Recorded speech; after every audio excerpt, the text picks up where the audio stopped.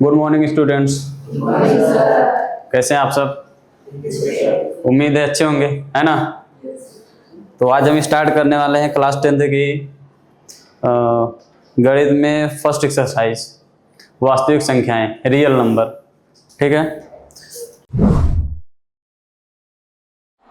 तो आप लोग 9th में पढ़ के आ रहे हैं वास्तविक संख्याएं क्या होती हैं, नेचुरल नंबर्स क्या होते हैं, इन सब नंबर्स के बारे में पढ़ा है आप लोगों ने, जितने भी सारे नंबर्स होते हैं। तो हमारे क्लास 10th में जो सिलेबस रहने वाला है फर्स्ट एक्सरसाइज में, एक नज़र उस पर देखते हैं। ठीक है ना?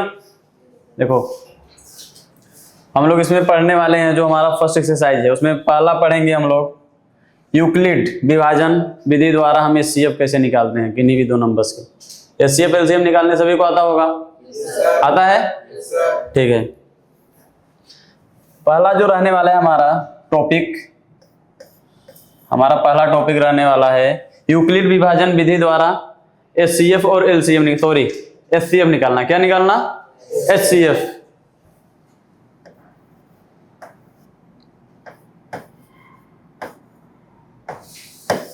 यूक्लिड, जिसको हम यूक्लिड विभाजन एल्गोरिथम के नाम से भी जानते हैं। यूक्लिड विभाजन एल्गोरिथम,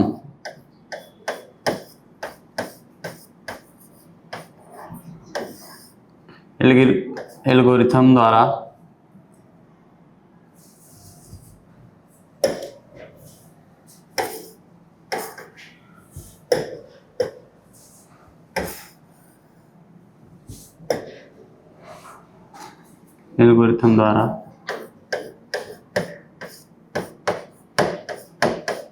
एचसीएफ। बेसिकली इस टॉपिक में यह रहने वाला है, कोई भी दो नंबर्स होता है, हम लोग अभाज्य गुणनखंड विधि द्वारा सभी लोग जानते हैं एचसीएफ कैसे निकाला जाता है। ठीक है ना? जो भाग विधि से हम लोग एचसीएफ निकालते हैं, वो जो कॉन्सेप्ट है वो इसके अंतर्गत आता है, यूक्लिड विभाजन एल्गोरिथम द्वारा। ठीक है, नेक्स्ट टॉपिक जो रहने वाला है हमारा, वो रहने वाला है संख्याओं का अभाज्य गुणनखंड। क्या?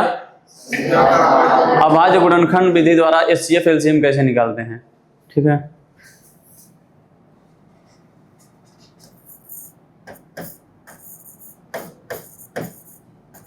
अभाज्य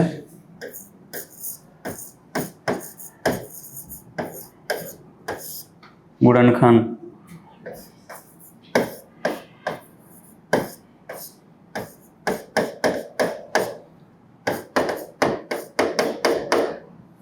एचसीएफ होगा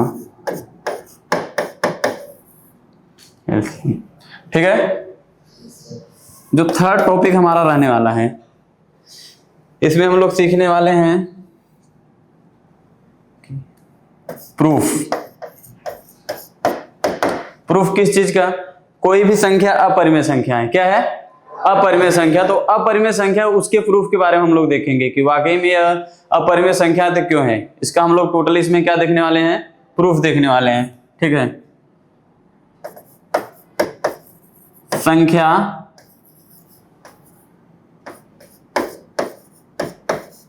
अपरिमेय है, इसका क्या देखने वाले हैं?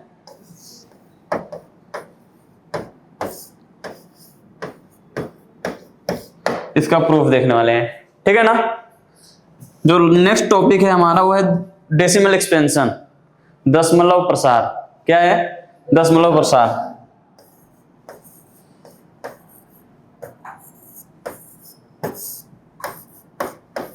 दशमलव प्रसार जानते हो?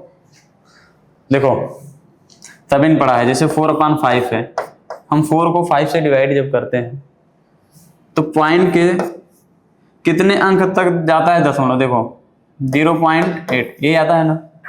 इन सब के बारे में हम लोग किसमें पढ़ते हैं? इसमें। बेसिकली क्या है, हमारा जो सेशन है, इसमें हमारे जो चैप्टर है अभी, ये जो हमारा सिलेबस है इस साल का, तो इसमें से हमको यही दो, मोस्टली यही दो पढ़ना है, एक ये और एक ये। बाकी ये दो हमारे सिलेबस से क्या है? बाहर है। ठीक है ना? तो हम लोग स्टार्ट करते हैं प्रश्नावली 1.1। प्रश्नावली 1.1 है अभाज्य गुणनखंडों के गुणनफल के रूप में लिखना। कोई भी नंबर हमें दिया रहेगा और उसको किस में लिखना रहेगा? अभाज्य गुणनखंड के गुणनफल के रूप में। ठीक है, गुणनखंड करने आता है सभी को? जैसे 6 है, क्या है, कोई नंबर है 6, 6 को हम क्या लिख सकते हैं, 2 इंटू 3, सभी को पता है, ठीक है ना। 4 को क्या लिख सकते हैं, 2 इंटू 2, ऐसे लिख सकते हैं ना। तो हम नंबर्स के जो भी संख्याएं दी हुई हैं उनको हम अभाज्य गुणनखंड के गुणनफल के रूप में कैसे लिखते हैं उसके बारे में अध्ययन करेंगे आज, ठीक है ना। तो फर्स्ट एक्सरसाइज इसी पे बेस्ड है।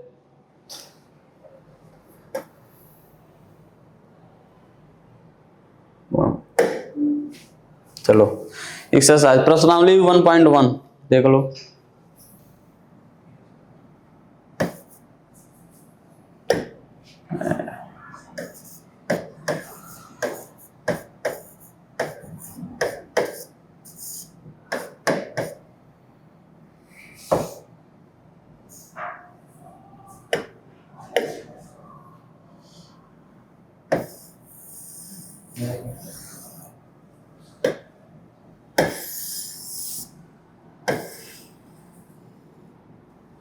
प्रश्नावली 1.1 में जो पहला क्वेश्चन है हमारा, सभी लोग ध्यान से पढ़ो। निम्नलिखित संख्याओं को अभाज्य गुणनखंडों के गुणनफल के रूप में व्यक्त कीजिए। क्या करना है कि आपके सामने कुछ नंबर्स दिए गए हैं और उसको अभाज्य गुणनखंड के गुणनफल के रूप में व्यक्त करना है, ठीक है। पहला क्वेश्चन है हमारा 140,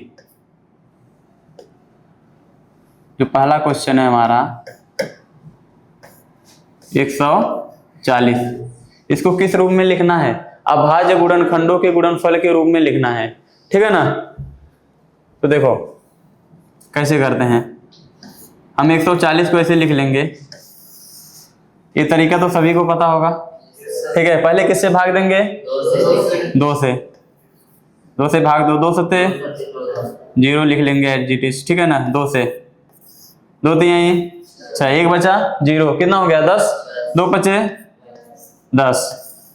अब ये 2 से कटेगा, देखो कट रहा है, नहीं कट रहा है ना, किससे कटेगा फिर 5 से, तो 5 से भाग देंगे, ठीक है ना। तो 5 सत्ते 35, फिर 7 से, 7 1 7, अब किसी से कट रहा है कुछ नहीं, ठीक है ना। यानी फाइनली हम 140 को क्या लिख सकते हैं, 2 गुणे 2 गुणे 5 गुणे 7, ठीक है ना। या इसी को 2 का गुणा 2 में कितनी बार हुआ है, 2 बार, इसको हम क्या लिख सकते हैं, 2 पावर 2 इंटू 5 इंटू 7, ये हमारा क्या है, आंसर है। बस ऐसे ही करना है, अभाज्य गुणनखंडों के गुणनफल के रूप में इसी तरीके से लिखा जाता है, ठीक है ना। इसी प्रकार दूसरा जो क्वेश्चन हमारा 156, क्या है 156 है।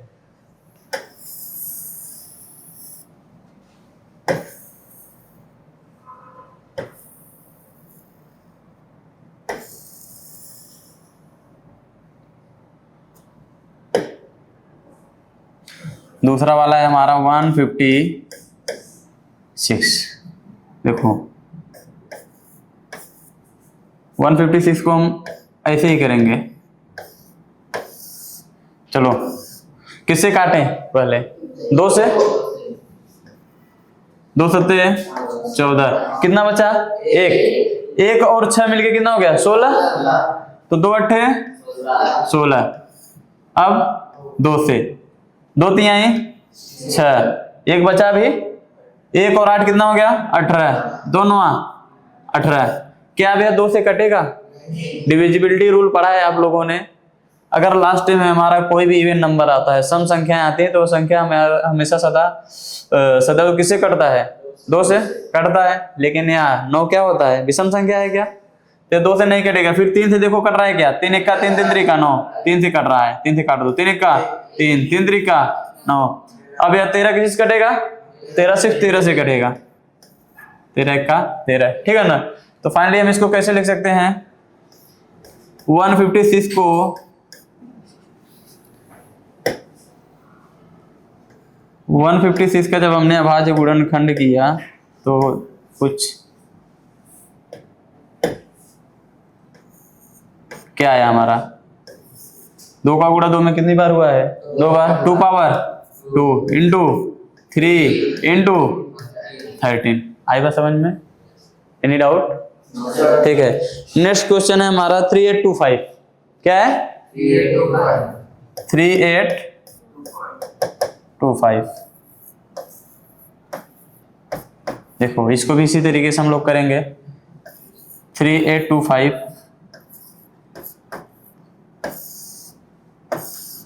क्या या 2 से कटेगा? क्यों? क्योंकि हाँ वेरी गुड, लास्ट वाला जो नंबर है हमारा वह कोई सम संख्या यानी इवन नंबर नहीं है, ठीक है ना। फिर हम 3 से ट्राई करते हैं। तो 3 से कटने का डिविजिबिलिटी जो नियम है 3 का, वो क्या कहता है कि जितने भी नंबर दिए हैं सबका अगर डिजिटल सम 3 या 9 से डिवाइड होता है तो पूरी संख्या हमेशा 3 या 9 से कटेगी, ठीक है ना। जोड़ के देख लो, 8 3 11, 2 13 5 18, 18 को जोड़ेंगे तो 1 8 9 हो जाएगा, यानी ये 9 से भी कटेगा और 3 से भी कटेगा, ठीक है ना। तो 3 से काटिए, 3 1 का 3, इधर 3 दूनी 6, कितना बचा 2, 2 और 2 मिलके क्या हो गया 22। 3 का ऐसा पहाड़ा पड़ो, 22 से ज्यादा, 3 सत्ते 21, 1 बचा 1 5 15, 3 बचे 15, ठीक है ना। क्या अब भी ये 3 से कट रहा है? बिल्कुल 3 से कटेगा, ठीक है ना। 3 चौक 12, 3 दूनी 6, 1 बचा 1 5 मिलके क्या हो गया 15, 3 बचे 15, ठीक है ना। अब ये किससे कट रहा है? 4 2 6 और 6 5 11, 11 को जोड़ेंगे 1 1 2, 3 से यानी नहीं कटेगा, ठीक है ना, क्योंकि इसका डिजिटल जो सम होता है वह 3 नहीं आ रहा है। तो अब यानी यह किससे कटेगा? सिर्फ 5 से। 5 से काट लो, 5 8 40, 5 8 जा 40, 2 बचा अभी, 2 5 कितना हो गया 25, 5 5 जा 25, ठीक है। फिर 5 से काट दो इसको, 5 1 का 5, 3 बचा, 5 सत्ते 35, 17 से काट दो अब, ठीक है ना। यानी 3825 को हम क्या लिख सकते हैं? 3 का 3 में कितनी बार मल्टीप्लाई हुआ है? 2 बार। तो हम 3 into 3 ना करके हम डायरेक्ट क्या लिख देंगे? 3 पावर 2, कितना 3 पावर 2, वेरी गुड।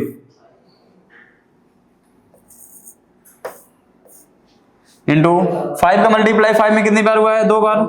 तो 5 पावर 2 इंटू 17। आया बात समझ में?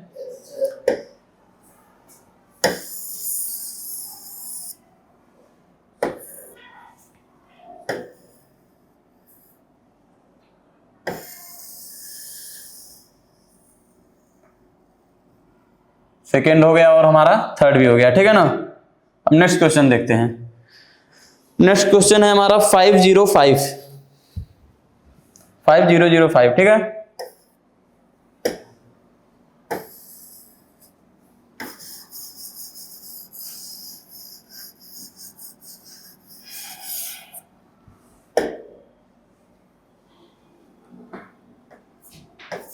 फोर्थ वाला क्या है? 5005, इसको करो। हमने ऐसे ही लिखा 5005। अच्छा ये तरीका सभी को पता है, बचपन से करते चले आ रहे हो, बोलो किससे कटेगा? यार 5 से कटेगा, देखते ही पता चल जा रहा है कि ये 5 से कटेगा। 5 1 जा 5, बीच में 0 है, 0 का एडजेक्टिव लिख लो, 0 0। अब यह किससे कटेगा? देखो क्या 7 से कट रहा है? ये 7 से भी कटेगा और 11 से भी कटेगा, ठीक है ना। 11 से देखो, 11 9 99, 1 बचा, 1 और 1 कितना हो गया? 11 हो गया, 11 1 का 11, ठीक है ना। अच्छा 91 किसके पहाड़ा में आता है, किसके टेबल में आता है? 13 और 7 के, ठीक है ना। तो 7 से काट दो, 7 1 का 7, 2 बचा और 1, 21 हो गया, 7 3 21, कितना 21। अभी 13 से काट दो, 13 1 का 13, ठीक है ना। तो फाइनली क्या हम लिखने वाले हैं? 5 इंटू 11 इंटू 7 इंटू 13। ये था क्या? अभाज्य गुणनखंड के गुणनफल के रूप में, ठीक है ना। अब क्वेश्चन नंबर सेकंड देखते हैं हम। क्वेश्चन नंबर सेकंड कह रहा है कि पूर्णांकों के निम्नलिखित युग्मों के एचसीएफ और एलसीएम ज्ञात कीजिए तथा इसकी जांच कीजिए कि दो संख्याओं का गुणनफल बराबर होता है एचसीएफ और एलसीएम के गुणनफल के, ठीक है ना। तो एलसीएम एचसीएफ निकालने आता है सभी को? कौन सी विधि? बोलो।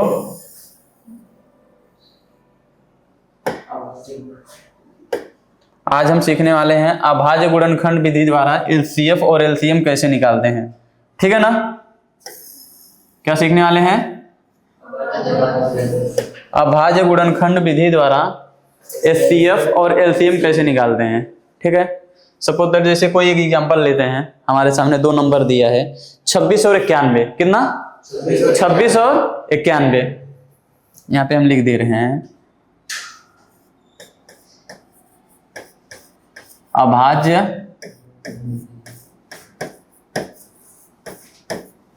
गुणनखंड विधि द्वारा एचसीएफ और एलसीएम। ठीक है ना,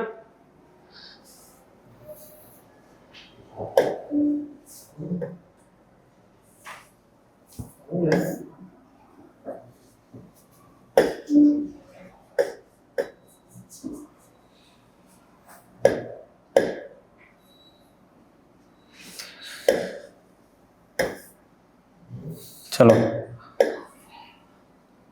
हम एग्जांपल लेते हैं। पहला वाला क्वेश्चन क्या है? 26 और 91।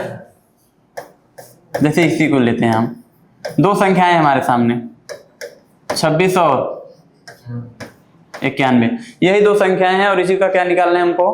अभाज्य गुणनखंड विधि द्वारा एचसीएफ और एलसीएम निकालना है। ठीक है ना, देखो कैसे निकालते हैं। पहले तो हमको 26 और 91 का अभाज्य गुणनखंड के गुणनफल के रूप में लिख लेना है। ठीक है ना, 26 और 91 को क्या काम करेंगे? उनके अभाज्य गुणनखंड के गुणनफलों के रूप में लिख लेंगे। सपोज दैट यहाँ पे 26 है तो 26 को लिखो, किससे कटेगा? 2 से, तो 1 का 2, 2 3 6, 13 से, 13 का 13। ठीक है ना, इसी प्रकार 91 को लिखना चाहो तो क्या लिख सकते हो? किससे कटेगा? 7 से कटेगा। क्या है? 7 1 का 7, 2 बचा 21, 7 3 21, 13 से कटेगा। ठीक है ना, यानी हम 26 को क्या लिख सकते हैं? 26 को लिख सकते हैं 2 गुणे 13।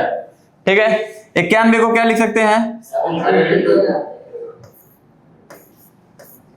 91 को लिख सकते हैं 7 गुणे 13। ठीक है ना, देखो एचसीएफ कैसे निकालते हैं। जब हम निकालेंगे एचसीएफ, क्या निकालेंगे? एचसीएफ। एचसीएफ में हम देखते हैं कि उनके अभाज्य गुणनखंड के गुणनफल में यानी कौन से नंबर दोनों में अवेलेबल है, दोनों में कॉमन है। तो दोनों में कॉमन क्या है? 13। दोनों में कॉमन क्या है? वह नंबर लेना है। ठीक है ना, और उसकी मैक्सिमम पावर मिनिमम पावर देखनी है। क्या देखनी है? यानी न्यूनतम घात देखनी है। 13 की न्यूनतम घात कितनी है? यहाँ भी 13 की न्यूनतम घात 1 है, यहाँ भी कितना है? 1 है, यानी एचसीएफ हमारा क्या होगा? 13। ठीक है ना, उसके बाद हम क्या देखेंगे? एलसीएम। एलसीएम में देखो जितने भी नंबर आए हैं, ठीक है ना, टोटल 26 के अभाज्य गुणनखंड में और 91 के गुणनखंड में जितने भी नंबर आए हैं टोटल उनको लिख लेना है। इसमें 2 है, इसमें 13 है, इसमें 7 है, इसमें 13 है। ऐसा नहीं कि 13 इसमें भी है 13 इसमें भी, तो 13 को हम 2 बार लिखेंगे नहीं। ठीक है ना, 2 को लिखो 2 × 7 × 13। ठीक है ना, और इसमें सभी नंबर की कौन सी घात लेनी है? मैक्सिमम की मिनिमम? अधिकतम घात। ठीक है ना, तो जरा बताओ 2 की अधिकतम घात कितनी है? 1 ही है ना, इसमें तो 2 है ही नहीं। अगर हम देखेंगे तो वाकई में यहाँ पे 2 की पावर क्या हो जाएगी? 0, जिसकी वैल्यू क्या होती है? हमेशा 1 होती है। ठीक है ना, तो 2 की अधिकतम घात कितनी है? 1 है। 7 की अधिकतम घात कितनी है? 1। और 13 की अधिकतम घात वो भी 1 ही है। ठीक है ना, तो ये हमारा क्या आ जाएगा? एलसीएम आ जाएगा। ठीक है ना, इसको गुणा करना चाहो तो गुणा भी कर सकते हो। 13 7 91, 91 का 2 में गुणा करेंगे तो कितना आएगा? 2 1 2, 2 9 18, 182। कितना आएगा? 182। ठीक है ना, चलो दूसरा क्वेश्चन है, जैसे दिया है एग्जाम्पल 3 में दिया है, आपके बुक में जो एग्जाम्पल 3 दिया है उसमें बोला गया है कि अभाज्य गुणनखंड विधि द्वारा 96 और 404 का एचसीएफ ज्ञात कीजिए। ठीक है ना, तो इसको हम देख लेते हैं। रफ कर दूं इसको? ओके,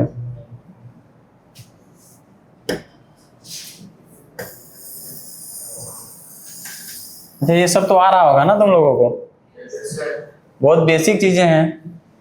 वो पहले भी पढ़ चुके हो तुम लोग, ठीक है।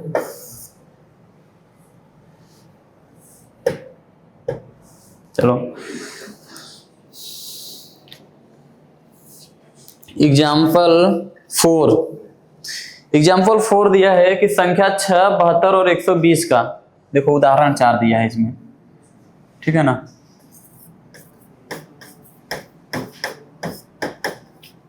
उदाहरण 4 दिया है, 3 संख्याएं दी हुई हैं 6, 72 और 120। कौन कौन सी? 6, 72 और 120, और इनका हमको क्या निकालना है?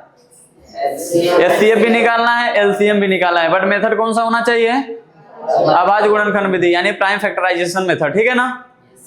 तो 6 है, नंबर बोलो, 6, 72, 6 है, 72 है, और क्या है? और 120। और पूछा क्या है, क्या निकालना है हमको? 120 एचसीएफ निकालना है, और क्या निकालना है? एलसीएम निकालना है। तो सबसे पहले हम क्या काम करेंगे? 6 को जो है अभाज्य गुणनखंड के गुणनफल के रूप में लिखेंगे, ठीक है ना। फिर 72 को अभाज्य गुणनखंड के गुणनफल के रूप में लिखेंगे, यानी इनके गुणनखंड कर देंगे हम, ठीक है ना। और 120 का भी क्या कर देंगे हम? गुणनखंड कर देंगे। आई बात समझ में? तो 6 का करके देख लो पहले। 6 को करोगे तो क्या आएगा? 2 से भाग देंगे, 2 3 6, 3 से 3 1 का 3, ठीक है ना। फिर उसके बाद 72 का करेंगे, 2 से काटो, 2 3 6, 1 बचा, 1 2 क्या हो गया? 12, 2 6 12। फिर 2 से काटो, 2 1 का 2, 1 बचा, 1 और 6 कितना हो गया? 16, 2 8 16। फिर 2 से काटो, 2 9 18। फिर 3 से 3 3 का 9, फिर 3 से 3 1 का 3। अब उसके बाद कौन सा? 120 है, तो हमने 120 को लिखा है, ठीक है ना। 2 से काटो, 2 6 12 है, 0 लास्ट में बचा है तो उसको ऐसे ही लिख लो। फिर 2 से 2 3 6, फिर 0, फिर 2 से 30 में 2 से भाग दोगे कितना आएगा? 15 आएगा। अब 2 से भाग जाएगा 15 में? नहीं जाएगा ना। फिर किससे? 3 से भाग देंगे, तो 3 से भाग देंगे तो 3 बचे 15, फिर 5 है, 5 1 का 5, यानी 6 का हमने अभाज्य गुणनखंड किया तो क्या आया हमारा? 6 को लिख सकते हैं 2 गुणे 3। फिर उसके बाद 72 को क्या लिख सकते हैं जी? देखो 72 को 2 गुणे 2 गुणे 2, ठीक है ना। 2 का मल्टीप्लाई 2 में कितनी बार हुआ है? 3 बार, यानी यहाँ पे क्या हो जाएगा? 2 पावर 3 इंटू 3 का मल्टीप्लाई 3 में कितनी बार? 2 बार, तो क्या हो जाएगा? 3 पावर 2, ठीक है। 6 हो गया, 72 हो गया। उसके बाद 120, अब हम 120 को लिख लेंगे, ठीक है ना। 120 को लिखोगे तो 2 का गुणा 2 में कितनी बार हुआ है? 3 बार, तो 2 पावर 3 इंटू 3 इंटू, देखो अब हम निकालते हैं एचसीएफ। क्या? अच्छा, एचसीएफ निकालने के लिए हमने अभी एक चीज बताई कि हम देखते हैं कि जितने भी गुणनखंड है सभी में कॉमन गुणनखंड कौन से हैं, ठीक है ना, जो सभी में अवेलेबल हो। यानी 6 के गुणनखंड में भी वो गुणनखंड होना चाहिए, वो नंबर 6 के गुणनखंड में भी होना चाहिए, 72 के गुणनखंड में भी होना चाहिए, और 120 के गुणनखंड में भी होना चाहिए। तीनों में कॉमन क्या नजर आ रहा है आपको? यहाँ भी 2 है, यहाँ भी 2 है, यहाँ भी 2 है, 2 तीनों में है ना, तो हम 2 लिख लेंगे, 2 गुणे। और देखो यहाँ भी 3 है, यहाँ भी 3 है, यहाँ भी तीनों में 3 है, मौजूद है ना, हमने 3 भी लिख लिया, ठीक है ना। अच्छा, 2 और 3 की हम घात भी लिखते हैं, मैक्सिमम की मिनिमम? मैक्सिमम मिनिमम, कौन सी घात? मिनिमम। एचसीएफ में याद रखना, एचसीएफ में हमेशा कौन सी घात लेते हैं? मिनिमम, यानी न्यूनतम घात, ठीक है ना। तो 2 की न्यूनतम घात कितनी है? मिनिमम। यहाँ पर 2 की न्यूनतम घात 1 है, इसमें 3 है, इसमें 3 है, तो न्यूनतम घात कितनी है? 1, यानी 2 पावर 1। और 3 की न्यूनतम घात कितनी है? 1 ही है ना, बाकी इधर तो 2 है, यहाँ पर 1 है, तो 3 की भी न्यूनतम घात कितनी है? 1। अब आपका क्वेश्चन होगा कि हमने 5 क्यों नहीं लिया, और 5 क्यों ले हम? यहाँ है लेकिन यहाँ है नहीं ना, यहाँ भी नहीं है, इसलिए हमने 5 नहीं लिया, ठीक है ना। तो फाइनली एचसीएफ हमारा कितना आ गया? 2 इंटू 3 क्या आएगा? 6, ठीक है ना। और जब एलसीएम लेते हैं, क्या लेते हैं हम, एलसीएम लेते हैं, तो एलसीएम में सारे नंबर्स लिखते हैं हम, उसके गुणनखंड में जितने भी नंबर्स आए हैं, यानी 2, 3 और 5 सभी को लिख लो, 2 इंटू 3 इंटू 5, और सभी की कौन सी घात लेनी है, मैक्सिमम पावर, अधिकतम घात, ठीक है ना। 2 की अधिकतम घात कितनी है, 3, कितनी है, 3, 3 की अधिकतम घात 2, और 5 की अधिकतम घात एक ही बार आया तो एक ही है। 2 का क्यूब करेंगे तो कितना आएगा, 8, 2 का क्यूब करेंगे 8 इंटू 3 का स्क्वायर करेंगे तो 9, 5, ठीक है ना। 8 का गुणा 5 में करेंगे 8 पंजे 40, 40 का गुणा 9 में करेंगे 4 9 36, 30 36 0 3 तो 60, ठीक है ना। तो फाइनली हमारा एलसीएम कितना आ गया। तो समझ में आया एलसीएम और एचसीएफ कैसे निकालते हैं प्राइम फैक्टराइजेशन मेथड यानी अभाज्य गुणनखंड विधि द्वारा। एनी डाउट, ठीक है। अब इसमें एक फार्मूला है, उस फार्मूले को आप लोग पढ़ लीजिए।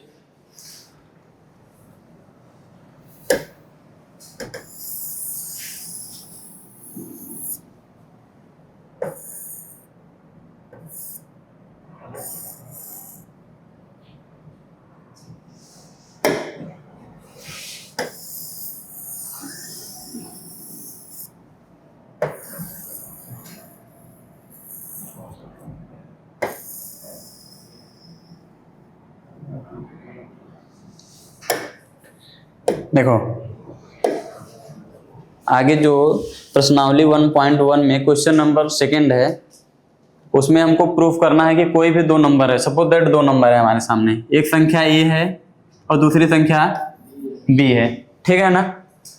तो कोई भी 2 संख्या है तो इन दोनों संख्याओं का जो गुणनफल होता है यानी ए इंटू बी, वो हमेशा बराबर होता है किसके, ए बी का जो एलसीएम होता है, इनके एलसीएम और ये सीएफ के गुणनफल के क्या होता है, बराबर होता है, ठीक है ना। तो ये फार्मूला याद रखना और एक क्वेश्चन में करा दे रहा हूं, ठीक है ना।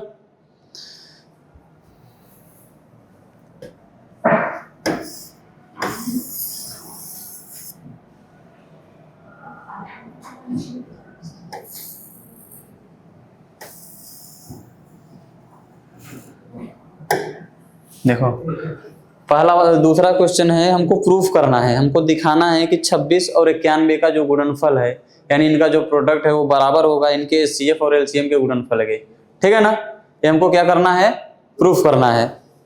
तो 26 और 91, तो कौन सा क्वेश्चन है,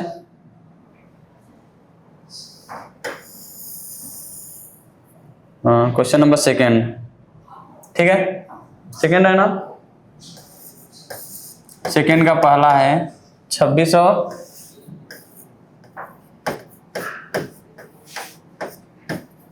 91, ठीक है ना। तो 26 और 91 का सबसे पहले हम क्या निकालेंगे, एलसीएम और एचसीएफ।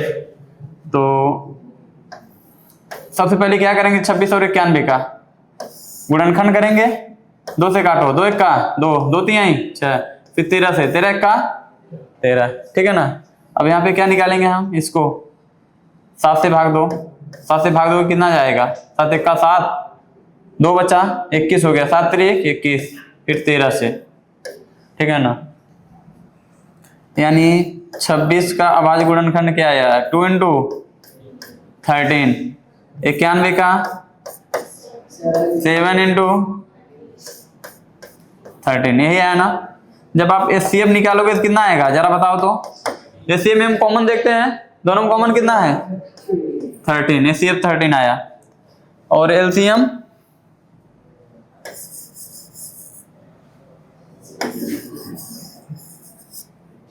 इसको हम मिटा देते हैं, ठीक है ना।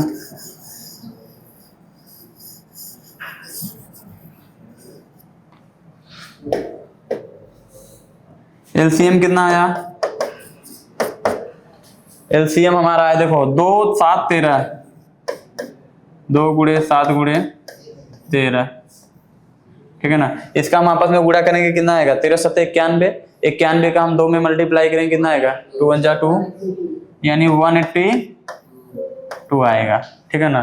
तो हम इन दोनों संख्याओं का पहले गुणनफल निकाल लेते हैं, क्या निकाल लेते हैं, गुणनफल निकाल लेते हैं। किसका किसका, 26 91 का, तो 26 और 91 का हम गुणनफल निकाल लेते हैं। तो देखो कितना आता है, गुणा करना आता है। 26 का पहाड़ा एक बार पढ़ेंगे तो 26 1 26 के 6 हासिल गया 2। 26 का पहाड़ा 9 बार पढ़ेंगे तो कितना हो जाएगा, 9 दूनी 18, 180 और 6 9 54। 180 में 54 जोड़ेंगे तो 180 20 200 और 234। 234 में 2 जोड़ेंगे कितना हो जाएगा, 236 200। यही आएगा क्या गुणा करने पे, गुणा करके देख लो शायद यही आएगा, ठीक है ना। यानी हमने इन दोनों संख्याओं का गुणा आपस में गुणा किया तो इतना आया 2366, ठीक है। अब इनके एलसीएम, इनका जो एलसीएम आया है, यानी एलसीएम यही आया है और इनका एचसीएफ कितना आया है 13। इन दोनों का हम आपस में मल्टीप्लाई करते हैं, देखते हैं क्या इतना आता है, ठीक है ना। तो हम मल्टीप्लाई करते हैं 13 का और 182 का, ठीक है। तो 13 का पहाड़ा 2 बार पढ़ेंगे, 13 दूनी 26 के 6, ठीक है, यहाँ चल गया 2, 13 अट्ठे 104, 104 2 106 हासिल गया 10, 13 का 13 और 13 10 23। यानी इन दोनों संख्याओं का जो गुणनफल है एचसीएफ और एलसीएम के गुणनफल के बराबर आ रहा है क्या। तो आपको लास्ट में क्या लिखना है, अतः यहाँ पे आपको ऐसे लिखना है, क्योंकि हमको क्या करना था, प्रूफ करना था ना, दिखाना था कि इन दोनों संख्याओं का जो गुणनफल है इनके एचसीएफ और एलसीएम के गुणनफल के क्या आ रहा है, बराबर आ रहा है, ठीक है ना। तो फाइनली हम यहाँ लास्ट में लिखेंगे भी उसको कि अतः, यहाँ पे लिख लो, दो संख्याओं का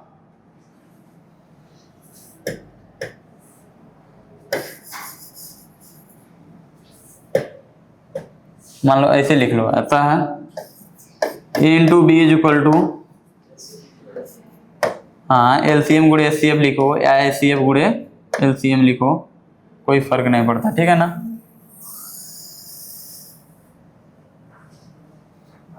HCF आई बात समझ में, एनी डाउट।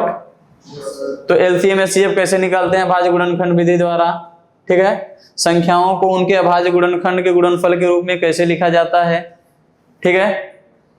ये सारी चीजें, किसी को कोई डाउट यहां तक ना समझ में आया हो, एक क्वेश्चन और करा दें, एक क्वेश्चन और देख लो, दूसरा वाला, ठीक है ना।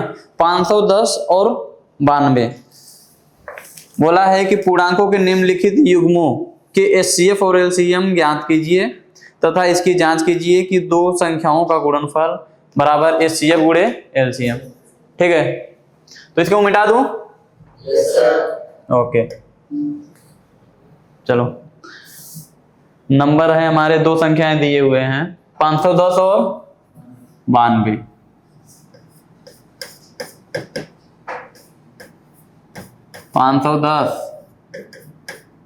और 92, ठीक है ना। तो सबसे पहले हम क्या काम करेंगे, 510 का क्या निकालेंगे, 510 को अभाज्य गुणनखंड के गुणनफल के रूप में लिखेंगे। इसका गुणनखंड करेंगे कि नहीं करेंगे, अभाज्य गुणनखंड करेंगे सभी का, दोनों नंबर का, ठीक है ना। तो 510 का अभाज्य गुणनखंड कर लेते हैं हम लोग। 510 किससे काटेंगे, 2 से, 2 दूनी 4, 1 बचा, 1 और 1 कितना हो गया 11, 2 बचे 10, ठीक है। 0 बचा, 0 को ऐसे लिख लेंगे, ठीक है ना। सॉरी 1 बचा है ना भाई, 1 और 0 मिलके 10 हो गया, ठीक है।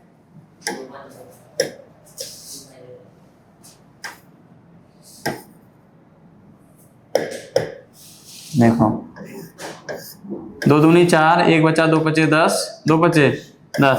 अब 5 से काटते हैं इसको, 5 बचे 25, 5 1 का 5, ठीक है ना।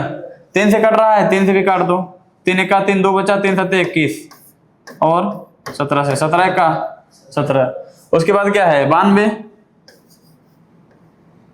तो 92 का भाज्य गुणनखंड करेंगे हम लोग। 2 से काटो, 2 चौक 8, 1 बचा 12, 2 छंग 12, 2 से 46 में 2 से भाग देंगे तो 23 आएगा, कितना आएगा 23। 23 भी किसी से कटता है, 23 से कट रहा है, 23 से कटता है ना, 23 का 23।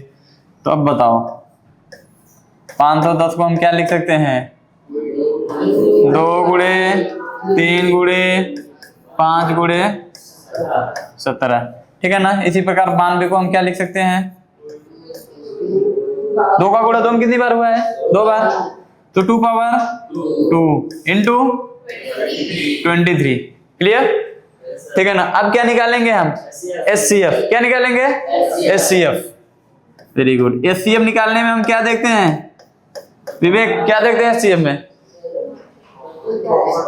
क्या देखते हैं, देखते हैं कि दोनों में कॉमन क्या है, ठीक है ना। इनके गुणनखंड में कॉमन नंबर क्या है जो दोनों में अवेलेबल हो, है ना। तो दोनों में क्या है, यहाँ भी 2 है, यहाँ भी 2 है, यहाँ भी, यहाँ 3 है, लेकिन इसमें 3 है नहीं, तो 3 को हम नहीं लेंगे, ठीक है ना। 3 के अलावा 5 को देखो, 5 इसमें है लेकिन इसमें है नहीं, तो 5 को भी हम नहीं लेंगे। 17 23, ठीक है ना। सिर्फ 2 ही एक ऐसा नंबर है जो दोनों में है, ठीक है ना। तो 2, और 2 की न्यूनतम घात कितनी है, यहाँ पे अधिकतम घात 2 है, 1, तो 2 बड़ा होता है कि 1 ही ना, तो न्यूनतम घात लेनी यानी 2 पावर 1। HCF कितना आएगा, 2 आएगा। अब क्या निकालेंगे हम, LCM, तो LCM बताओ। अब सारे नंबर जितने भी गुणनखंड में जितने भी नंबर आए सभी को लिख लेना है, ठीक है ना। गुणनखंड में क्या है, 2 भी आया है, यहाँ भी है, यहाँ भी है, 2 3 5 17 23, यही है ना, तो हम सबको लिख लेंगे, 2 3 5 17 23, ठीक है। और सबकी अधिकतम घात लिख लो। 2 की अधिकतम घात कितने है, यहाँ पे 2 है, यहाँ पे 1 है, तो 2 की अधिकतम घात 2 है। 3 ज्यादा से ज्यादा कितनी बार आया है, 1 ही बार आया है ना। 5 भी 1 ही बार, 17 और 23 भी 1 ही बार, ठीक है ना। तो 2 का स्क्वायर करेंगे क्या आएगा, 4, 4 का गुणा 3 में करेंगे तो 12, 12 का गुणा 5 में करेंगे तो 60, और 60 का गुणा हम 17 में करेंगे तो 1020, ठीक है ना। 1020 का हम गुणा कर देते हैं 23 में, किस में गुणा करना आना चाहिए। 23 का गुणा 0 में करेंगे, 23 शून्य शून्य यानी 0, ठीक है ना। 23 दूनी 46 के 6 हासिल गया 4, 23 का गुणा 0 में करेंगे 0 आएगा, 0 में 4 जोड़ेंगे तो 4 आएगा, 23 का 23 यानी 23,460, कितना आ गया हमारा 23,460 मल्टीप्लाई करने पे, ठीक है ना। अब हमको प्रूफ क्या करना है, यानी इन दोनों नंबर का हम आपस में मल्टीप्लाई करेंगे, फिर LCM और HCF का हम मल्टीप्लाई करेंगे, फिर देखेंगे क्या दोनों बराबर आ रहा है कि नहीं आ रहा है, यही दिखाना है ना हमको। गुड,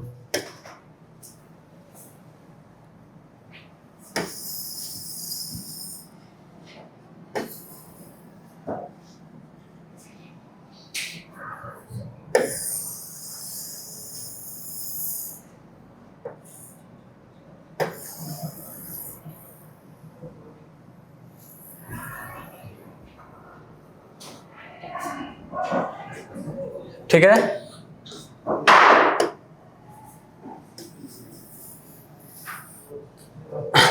ये हमारा LCM आ गया, LCM कितना आया है 23,460, ठीक है ना। HCF हमारा ये रहा, ठीक है। अब 510 और 92 का हम आपस में गुणा कर लेते हैं, देखते हैं कितना आता है। 510 और 92 का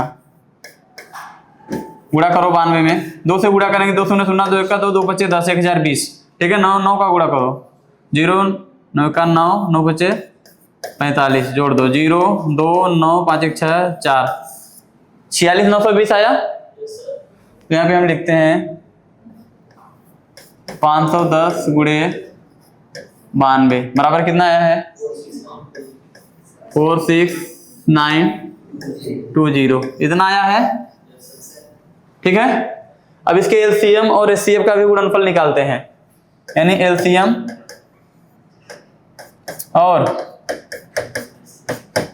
LCM कितना आया था 23,460, 23,460। HCF कितना आया था 2 का गुणा करो, 0 2 छंग 12 हासिल गया 1 2 चौक 8 1 9 2 3 6 2 2 4, सेम आया है क्या, आ गया ना। तो हम यहाँ पे लिखेंगे अतः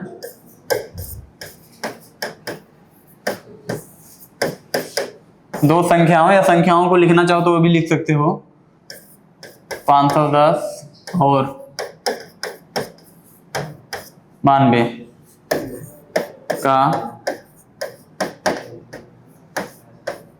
गुणनफल उनके HCF और LCM के गुणनफल के क्या होता है,